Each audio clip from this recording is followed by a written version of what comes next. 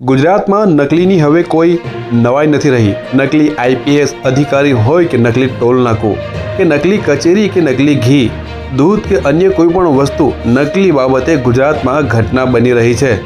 ગુજરાતમાં નકલીનો રાફડો ફાટ્યો છે। અત્યાર સુધી તો નકલી ટોલ નાકા અને નકલી કચેરીઓ વિશે જ જાણવા મળ્યું છે, પરંતુ રાજકોટમાંથી હવે એક નકલી શાળા પકડાઈ છે।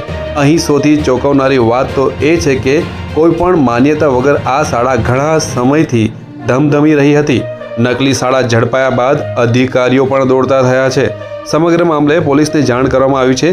રાજકોટના માલિયાસણ નજીક પીપળિયા ગામની અંદર નકલી સ્કૂલ ઝડપાઈ છે। ગૌરી પ્રાથમિક શાળા નામથી અહીં નકલી સ્કૂલ ધમધમતી હતી। પીપળિયા ગામના નવીનનગરમાં નકલી સ્કૂલ દુકાનમાં ચાલતી હતી, જેમાં ધોરણ 1 થી 10ની આ શાળા અને ક્લાસીસ ચલાવતા હોવાનો ધડાકો થયો છે। કુકડવા પોલીસને સાથે રાખીને જિલ્લા શિક્ષણ વિભાગે ફરિયાદના આધારે દરોડો પાડ્યો છે। તેમાં નકલી સ્કૂલને સીલ મારી કાર્યવાહી કરવામાં આવી છે।